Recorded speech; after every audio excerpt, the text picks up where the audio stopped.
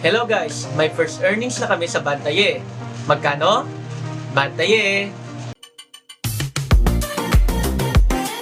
Bantaye! Okay, so mga kabantaye, after more than a year, sa wakas, nagkaroon na rin kami ng tinatawag na Buena Mano. Okay, so nag-earn na kami sa Bantaye. Okay, so nakuha ko yung sahod namin sa YouTube noong Thursday, that's November 26 sa Western Union. Okay? So, on that day, pagkatapos sa mahabang panahon, nagkita ulit kami ng check, syempre, para pag-usapan namin kung saan namin gagamitin yung aming first na sahod. Yun nga. Okay? And, so gumawa kami ng vlog. Nag-try kami gumawa ng check ng vlog para sa aming experience on that day kasi nga pumunta kami ng Bacolod para mag-open account sana. Okay? Pero, sadly, nung chinek ko na yung aming mga videos, hindi pala na-save yung ibang mga videos. So, yung natira na lang, yung last two videos namin. Okay? So, yun yung ipapakita ko sa inyo mamaya. Okay. So, ito mga kamatay. Sabihin mo na, in-check, sabihin mo na kung magkano yung ating na-earn. Excited? Pero bago yan, magbabalik na lang muna tayo, okay, sa kung paano ba nagsimula yung Bantaye. So we started, Sir Alfredo Pantaleon and I decided to make a YouTube channel. Kasi nga, sabi namin, mahilig kaming dalawa gumawa ng mga videos, mahilig kaming mag-edit, and ako gusto ko talaga ma-enhance yung skills ko sa video editing. And matagal ko na rin gusto na gumawa ng, actually meron na akong YouTube channel ko.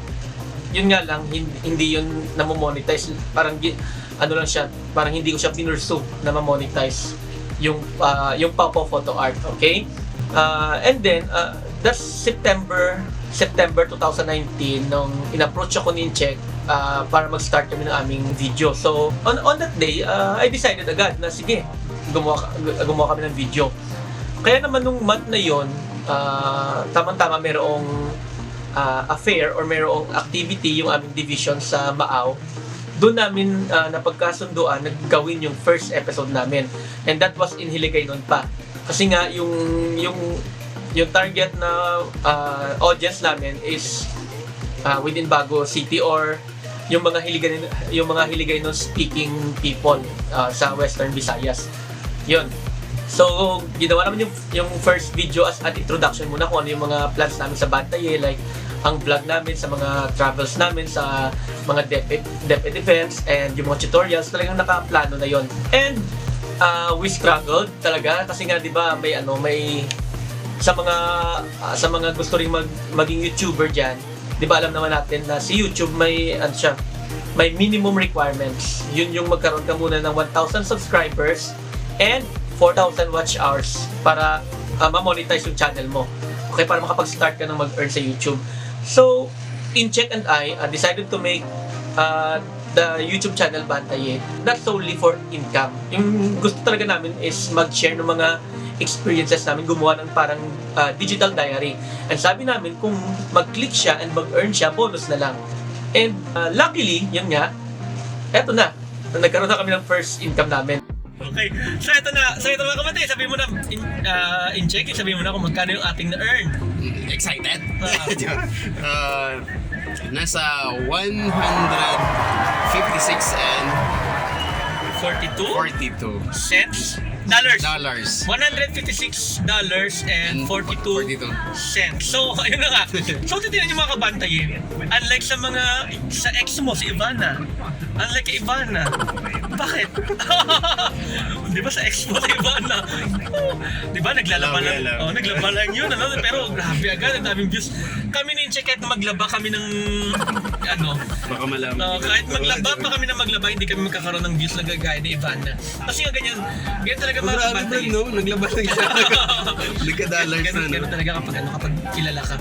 And mas madali sa kanila mag-earn sa YouTube. Di ba? Lalong-lalo si Rafi Tulfo. Narapitan po. Oh, ang laki nun. One of the richest ata na YouTuber. Biggest YouTuber. Lalo na kapag may mga millions ka na subscribers, So kami ni Check as of now, nasa more than 6,000 pa lang yung subscribers namin. Pero, yun nga, hindi namin lubos maisip na talaga na ma-reach namin yung ganun karaming subscribers. Okay? okay na kami sa 1,000 before, ano? Pero ngayon talagang tumataas siya ng tumataas. So we're very thankful sa mga kabantayan natin. Yung plan sana namin main check pala, talaga, yung first income namin is isi-share namin, di ba? Yes, isi-share. Magfi-feeding sana kami. Pero hindi namin kasi inasahan na magkakaroon pala ng pandemic. Bago kami mag-earn, meron pala ganitong pandemic na kung saan mahirap mag-conduct ng mga feeding activities. Kailangan Kasi- mo ng mga Oo. mga certification. kailangan mo muna mag-request or Nai-allow ka, mag-ask sa LGU, oo. So ganun, so, and hindi din namin inasahan in check na ito na pala mga kabantay na ititigil na ng YouTube ang paggamit ng Western Union sa pagpapadala ng mga earnings sa YouTube. So, kaya, ito nga, may $156.42 kami in check. Hindi naman namin may $156.42 kami in check, pero hindi talaga namin ito may enjoy. Yung na-enjoy lang namin siguro is yung yung extra, yung $56.42. Kasi kinonvert na namin yun sa peso, sa Western Union. Ang rate ngayon is 47 flat. So meron kami in-check na mga 2,651 something pesos. Nai-enjoy. Oo, nai-enjoy. Okay? And yung $100, wala kaming choice doon kundi mag-open account. Okay? Kaya papunta kami ngayon sa SM, ito na yung dahilan. Mag-open kami ng dollar account sa BDO para kung sakasakaling mag-earn kami ulit sa second time, kung sakasakaling mga kabantay.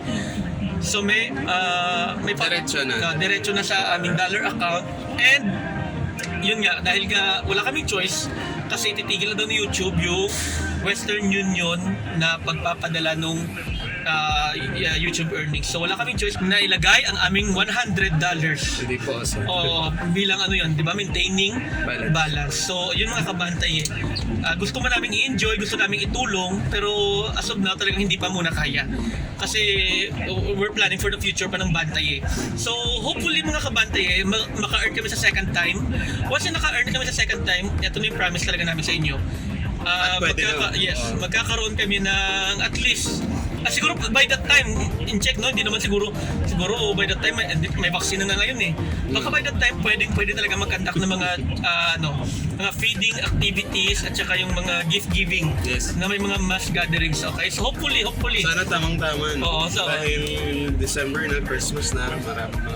kasi nga lang, yun nga. At saka hindi pa rin in check pwede kahit na walang pandemic ngayon, hindi pa rin natin kaya kasi nga yung $100 we have to put that sa dollar account. Okay, as maintaining balance. So yun nga.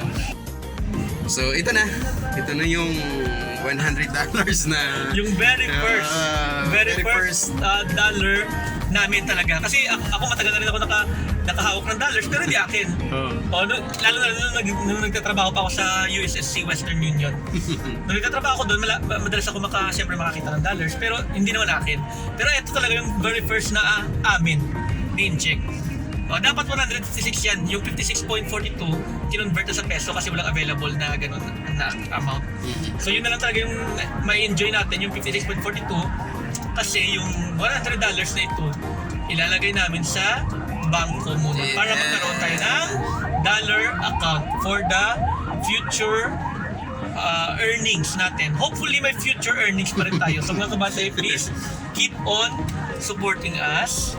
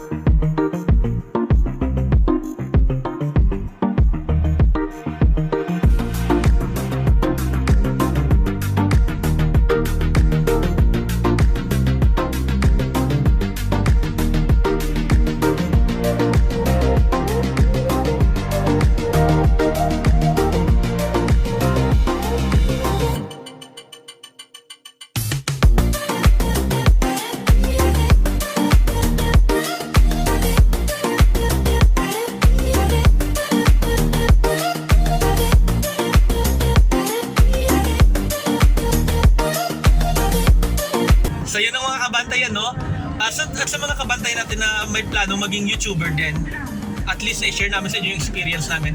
Huwag agad kayong mag-expect na malaki yung income. Yes. Just enjoy what you're doing. At saka syempre, huwag naman basura yung mga content. Kasi madami din dyan, brad, mga basura yung content. Yung mga prank na talaga hindi maganda. Para lang may mga pranks nila na yung niloloko nila yung mga pulis. Di ba? Yung kunwari may bubunutin sila sa bag nila. Para lang sa hindi siya worth, Sa views, hindi siya at saka ibang mga prank na nakakabastos na. So wag kayong dumagdag sa mga YouTuber na gano'n.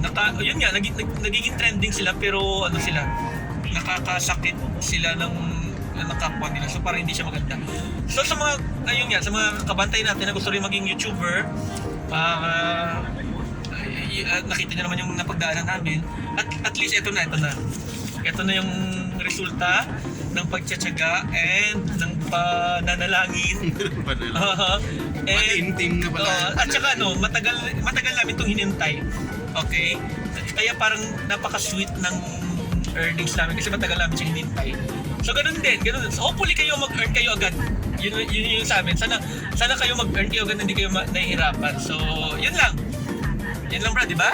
Yeah. So sa muli, magkita-kita tayo ulit sa susunod na episode ng Bantaye!